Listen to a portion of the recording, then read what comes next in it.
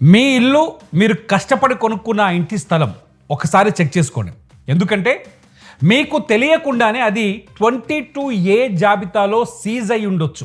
అమ్మలేరు, కొనలేరు, registration చేయలేరు, బ్యాంకులో loan కూడా పుట్టదు.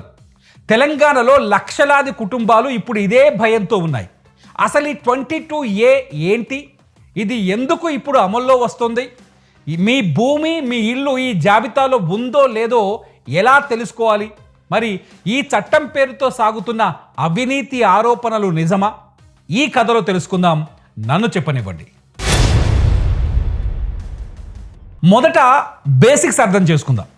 స్టాంపులు రిజిస్ట్రేషన్ చట్టంలో సెక్షన్ 22A అనేది ఒక నిబంధన. దీని ప్రకారం ప్రభుత్వ భూములు, దేవాదాయ భూములు, వక్ఫ్ భూములు ఇలాంటివి ఎవరో ఒకరు అక్రమంగా అమ్మేసుకోకుండా, కొనేసుకోకుండా అడ్డుకోవడమే దీని అసలు ఉద్దేశం. అంటే ఏదైనా భూమి ఈ జాబితాలో ఉంటే సబ్ రిజిస్ట్రార్ కార్యాలయాల్లో దానికి రిజిస్ట్రేషన్ జరగదు. ఇది మంచి ఉద్దేశంతో తెచ్చిన నిబంధనే. కానీ సమస్య ఎక్కడొస్తుందంటే ఈ జాబితాలో కేవలం ప్రభుత్వ భూములే కాకుండా సాధారణ ప్రజలు, రైతులు దశాబ్దాలుగా అనుభవిస్తున్న ప్రైవేటు పట్టా భూములు కూడా చేరిపోతున్నాయి.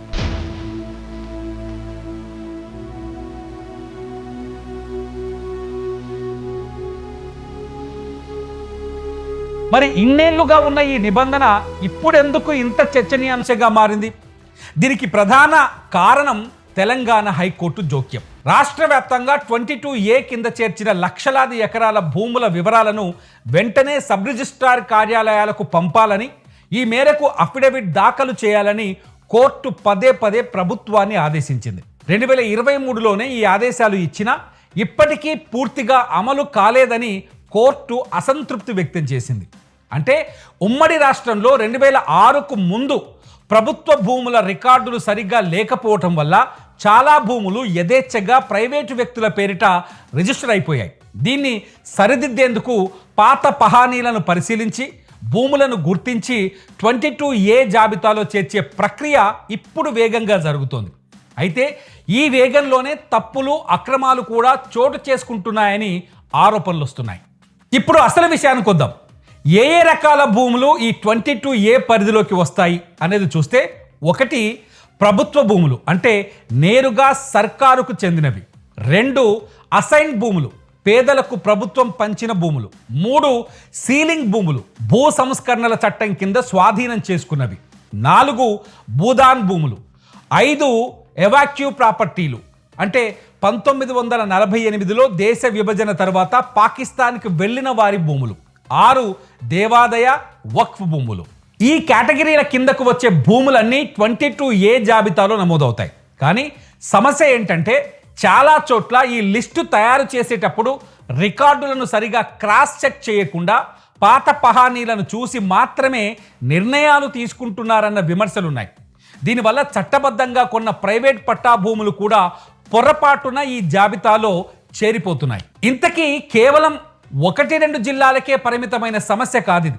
యాదాద్రి భువనగిరి జిల్లాలో ఏకంగా 28,549 ఎకరాల ప్రభుత్వ భూమి, అలాగే 39,468 ఇళ్ళు ఈ నిషేధిత జాబితాలో ఉన్నట్టు అధికారిక నివేదికలు చెబుతున్నాయి.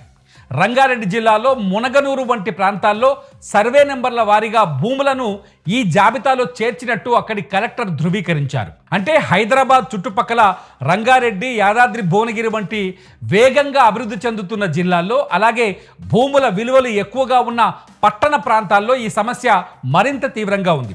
దీనికి తోడు రాష్ట్రంలోని 33 జిల్లాల్లో దాదాపు అన్ని చోట్ల ఈ జాబితాను సమీక్షించే ప్రక్రియ కలెక్టర్ల ఆధ్వర్యంలో కొనసాగుతోంది. దీంతో ఏ జిల్లాలో ఉన్నా తమ భూమి వివరాలు ఒకసారి తనిఖీ చేసుకోవడం అవసరం.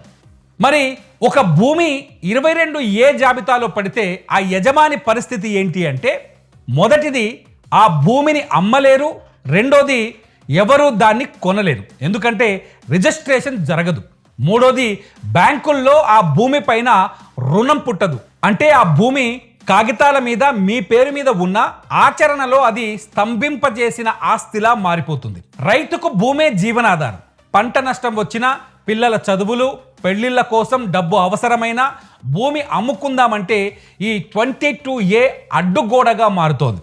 అలాగే జీవితాంతం సంపాదించిన సొమ్ముతో ఒక ప్లాట్ కొనుక్కొని ఇల్లు కట్టుకుందామనుకున్న మధ్యతరగతి కుటుంబాలు రిజిస్ట్రేషన్ సమయంలో అది 22Aలో ఉందని తెలిసి షాక్ అవుతున్నారు.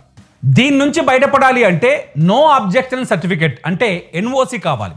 కానీ ఈ NOC కోసం తహసీల్దార్ కార్యాలయాలు, కలెక్టరేట్ల చుట్టూ నెలల తరబడి, కొన్నిసార్లు ఏళ్ల తరబడి తిరగాల్సిన పరిస్థితి.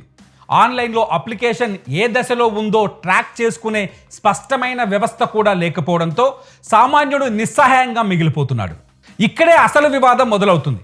బీఆర్ఎస్ నేత ఎమ్మెల్సీ దాసోజు శ్రవణ్ ఇటీవల చేసిన వ్యాఖ్యల ప్రకారం ఈ 22A నిబంధన కొందరు రెవెన్యూ అధికారులకు, మధ్యవర్తులకు అవినీతికి ఒక సాధనంగా మారిందని ఆరోపించారు. నిజమైన ప్రభుత్వ భూములు వదిలేసి ఉద్దేశపూర్వకంగా పట్టా భూములు, ప్రైవేట్ పట్టా భూములను ఈ జాబితాలో చేర్చి ఆ తర్వాత వాటిని తొలగించేందుకు లంచాలు డిమాండ్ చేస్తున్నారని ఆయన వాదన.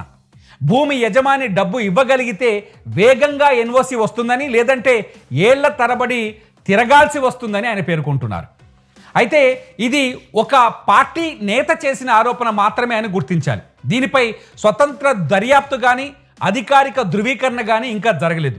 మరోవైపు ప్రభుత్వం మాత్రం రికార్డుల పరిశీలన ఒక సహజ ప్రక్రియ అని, తప్పుగా చేరిన భూములను తొలగించే చర్యలు కూడా కొనసాగుతున్నాయని చెబుతోంది.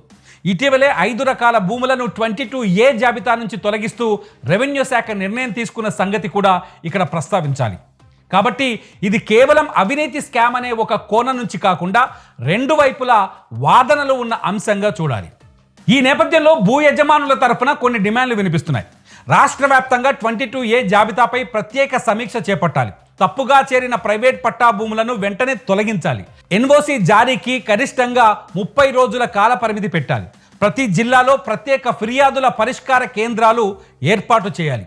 ఇప్పటికే కొన్ని జిల్లాల్లో వేలాది ఎకరాలు జాబితా నుంచి విముక్తి పొందాయి. కానీ లక్షలాది కుటుంబాలకు ఇంకా ఈ సమస్య పరిష్కారం కాలేదు.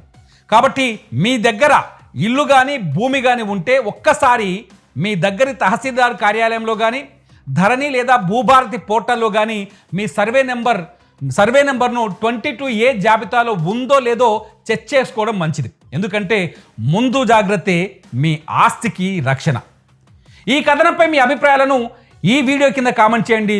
చూస్తూనే ఉండండి ఇట్స్ యూటీవీ, నన్ను చెప్పనివ్వండి.